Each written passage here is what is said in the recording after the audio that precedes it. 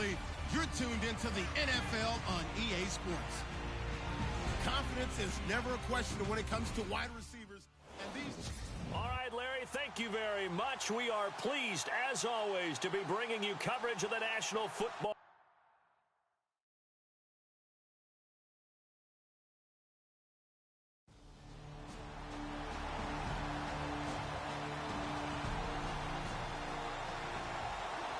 Nothing on the scoreboard, 0-0 as the offense gets ready to take over the football.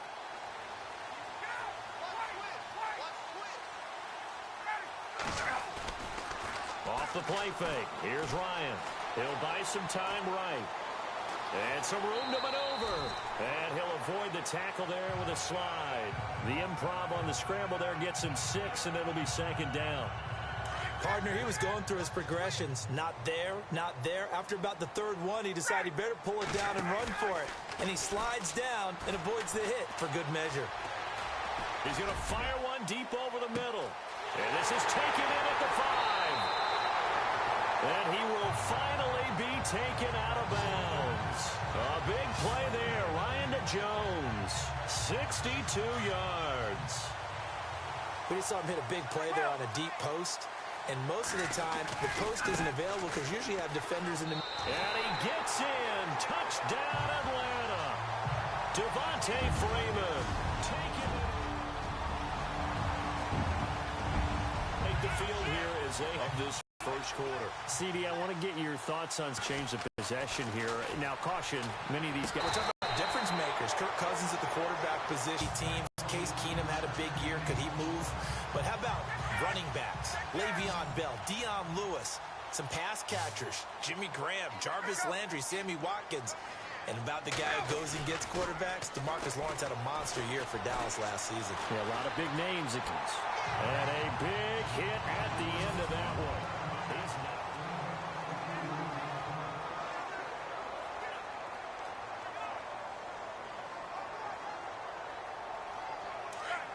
And on the outside, they're playing press coverage.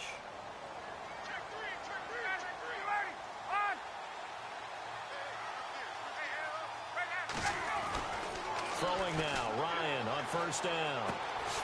The left side completion to Jones. And he is out of bounds, just a yard or two shy of the 10. Back-to-back nice gains. That one for 14 yards and another first. Julio Jones is off to a monster first half, but still, can he reach what he did against the Panthers in 2016? Didn't he go for a cool 300 in that game? On the dot in week. And this is caught for a Falcon touchdown. Austin Hooper, an 11-yard touchdown.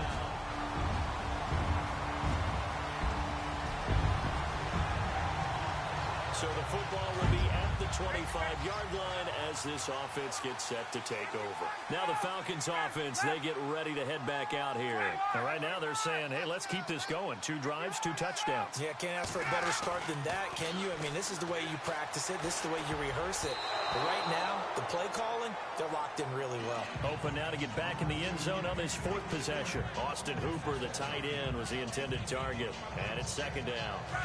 There are a good number of coaches that any time they call an in route are really worried about the play because there's so much traffic ordinarily that the ball has to get through to get to the receiver. And on that play, it was batted down. And they're able to get this one across the 35. Ryan to Jones, the Falcon connection there for a first. That looked like a pretty good route combination there because you've got to find a way to clear the guy running the drag because when you do, you just put the ball on him and then let him run. Yeah, he's got some space. On first down, Ryan. And Jones has it over the middle. And he's going to be stopped dead in his tracks at the 47-yard line. Back-to-back nice plays, 12 yards that time and a first down. And that last reception puts him over 150 yards now on the game, Charles. And now it's not just execution. It's not just performance. It's a mental aspect that's going on. Because right now, he's got the defense so much on their heels, got them looking at each other. Who's going to cover this guy, and what type of coverage can we put out there to try and slow him down? And that's going to wind up incomplete. However, we do have a flag down. Let's check in with our referee. So he was past the line of scrimmage when he threw it. And as they say, that's a no-no. Got to be able to understand where you are on the field and not cross the line before throwing the ball downfield. Ryan will throw again. Flush to his right. This one complete to Mohamed Sanu. A good pickup there, 26 yards. Sometimes it's designed, and sometimes you just have to know when to leave the pocket and move and make something happen. And on that play, he's able to get on the run and was still accurate throwing the football.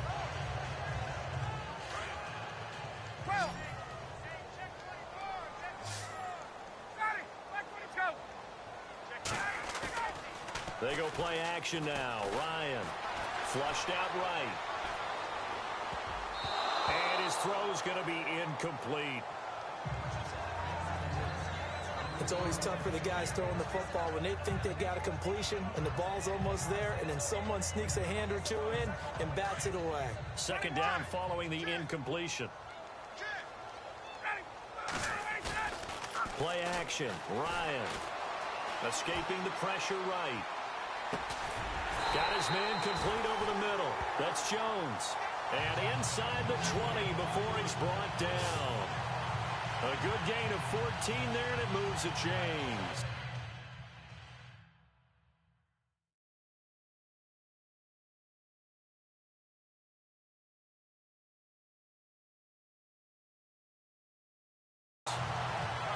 As a general rule, offensive linemen like to know where their quarterback's going to be when he's setting up to throw the football. But sometimes they just have to get on the run, get on the move. He was able to do that on that play and picks up a first down with a nice throw. Ryan. And he takes a shot on the release as this will be incomplete. I think he had to unload that one before he wanted to. He was right up in his grill. I think he was a dentist there without a license, don't you? Just not enough time for the play to develop. Just lucky it wasn't a fumble, really. On second down, Freeman. Freeman the first down and more. And he'll take it into the end zone. Touchdown, Atlanta. Devontae Freeman. We pick it up second quarter here as the offense gets ready for the drive. Here comes the Atlanta offense now ready to take over here. Now Ryan. The ledger for them so far looks pretty good, doesn't it? It certainly does. Touchdown, touchdown, touchdown. Not sure it can be much better than that. They've got to feel very good about the groove that they're in at this stage of the game. And now with that completion, he's north of 200 yards here in the first half. And he's going to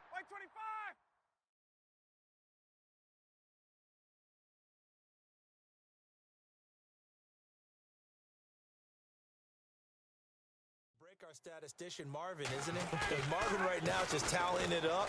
Hope his hand doesn't hurt too much doing this or keeps hitting the calculator, but my goodness, what a start he is off to. By the end of this game, he could have monster numbers. He just wants to continue to be accurate. He got 29 yards that time. He was out there waving his arms, and when you got a quarterback out of the pocket looking for any help, I guess waving the arms is helpful. It certainly is, because you got to get his attention, because now you're in scramble drill. So everyone's adjusting their routes, finding open space, and he found the right spot for the completion. Shrugs the tackle.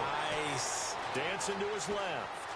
And some space here. Twisting away. And he's brought down.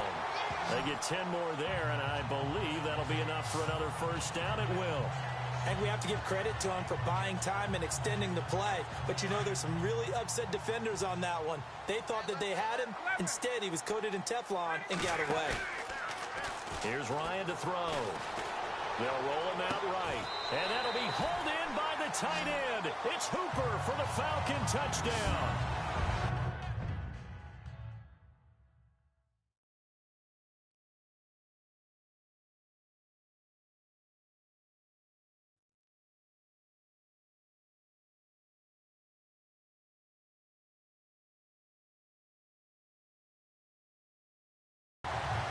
Austin Hooper.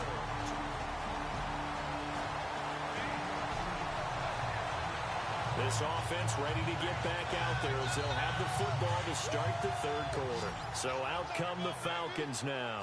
They are clicking on all cylinders. They seem to be just scoring at will right now, and that's why they've opened up this big lead. You know, we always talk about getting into the zone, and all athletes are seeking that, aren't they? But everything is working for them. Every move they make works. It clicks, and they are on point right now. Yeah, they are in that zone that you're talking about.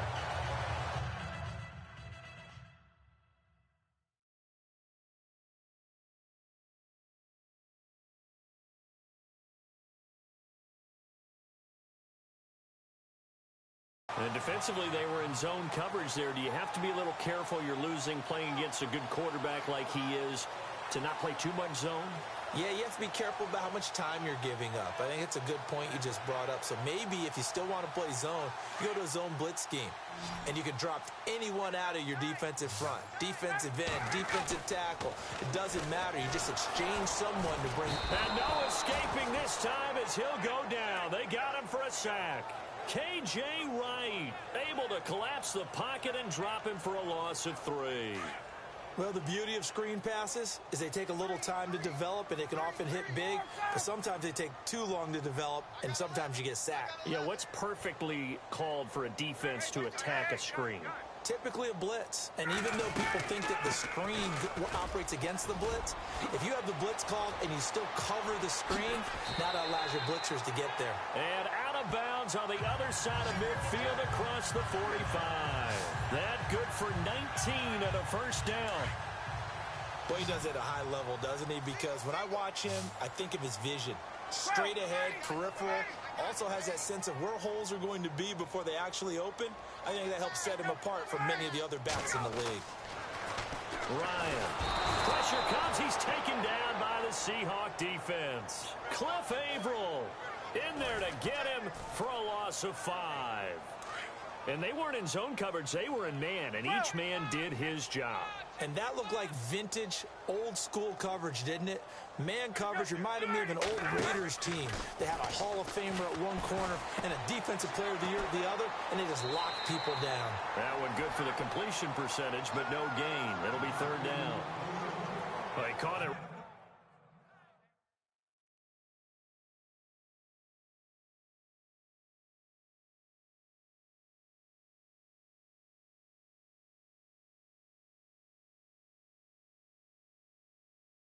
Right at the line of scrimmage, and before he could even think about advancing it forward, he got hit. Great tackling, because that's what you're taught. Don't give up yards after the catch, and most offenses make a living off of yards after catch. Those hidden yards that may not go into the score sheet, but they count big for moving the ball and stretching the field. Really nice open field tackle. Pass, and now off to the races, down the right side. A big chunk of yardage there, 37 yards. So that's what that elbow in my ribs was all about. You thought they were going to throw the ball as well. Absolutely. I think everybody thought they were throwing the football, caught him off guard. Yeah, I'm telling you, when you have the courage to make that type of a play call, a lot of times you actually get rewarded. It's a 6-yard pickup, and it gets them to 2nd and 4. They're trying to show that they can run the ball, protect this lead. Give it to the backs, play a little bit of keep away, don't you think? And that's probably a good philosophy at this point, going to make that defense stand up and stop them. They run. Devontae Freeman. And he will take it in for a Falcon touchdown. Devontae Freeman. So the football will be at the 25-yard line as this offense gets set to take over. The drive will start with a carry by Devontae Freeman. And he'll go down right at the 30-yard line. 5 yards on the carry. Good pickup on first down. You know how we get focused at end of the half and into the game situations about how much time's on the board and, you know, what you need to do? Sometimes you don't even have to worry about that. That's just smart football. You know, that kind of a lead, staying in bounds, it burns clock, even in a situation that we're not really focused on it. It'll go as a gain of 6 that time, and it moves the chains as well. In my book, that's running the ball well but with intelligence. How about him keeping the clock moving, staying in bounds? Yeah, even though it's the third quarter, you're thinking ahead, aren't you? This is where your running game can really help you with a lead in the second half. I agree totally. It's not just end-of-the-half situations that you worry about the clock. It's throughout the game. And with a lead, stay in bounds. Make them fight harder to try and catch you. So the run gets them the first, and now they operate with a fresh set of downs.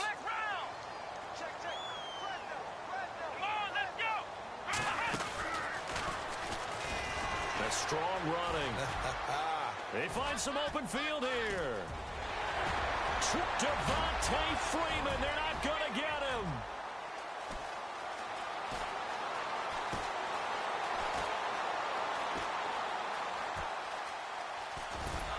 And they went the wrong way there, losing yardage back at the 43-yard line. He lost 9 there. That's really going to set him back for second down. Well, so much for all the time that you spend in practice, because for offensive linemen and running backs to get in sync, that requires a ton of practice time, a ton of watching tape together, a ton of really getting to where you're thinking with one mind on every single play that's called, every single run, because you want to know how your guy's going to block it. They want to know how he's going to run it, what kind of cuts he's going to make, and it's really anticipatory. And when you're really locked in together, you know what he's going to do before he actually does it. On this play, that didn't happen at all, and that turned into a big loss. Give him 9 on the play, and it'll be second and about a yard to go for the first. He's already proven to be a factor in the running game on this drive. Now he gets involved in the passing game. I think what we're seeing here is the modern version of workhorse in the NFL, being able to run it and catch it with equal proficiency. 3 yards there, good enough to keep the drive moving. 2nd and 1 is often an invitation to take the big shot downfield. I bet the offensive lineman said, are you kidding? We just get on our backs and let's go get the first down. They love being physical. Freeman again, a first down carry. Room here to run. And they've got it inside the 10 at the 8. 18 yards there, and it'll be a first and goal. Do my eyes deceive me, or is he getting stronger as this game moves along? Burst seems just as good here in the 4th as it was way back in the 1st, doesn't it? I do believe someone put a lot of time in the offseason and continues to condition during the season in order to continue to carry the ball at this rate. This is Freeman on 1st and 10. And maybe a measure of revenge there. He's had his way in this one, but this time they get him behind the line. Brandon, it's clearly a running situation when you're up in the 4th quarter. They're going to have to stack the box and make it difficult for them to move the ball. Made it very difficult right there. Now they need to repeat that effort. Yeah, bring 7, 8, 9, whatever it's going to take to slow him down. Rolling to his right. And he almost intercepted it. They haven't picked a ball off yet. That probably should have been their first. And it's 3rd down now. You got to be precise with your throws, especially in this situation. You're inside the 10-yard line going into the end zone. But sometimes the emotion. And they are going to score again. Yet another touchdown as they just add to their totals.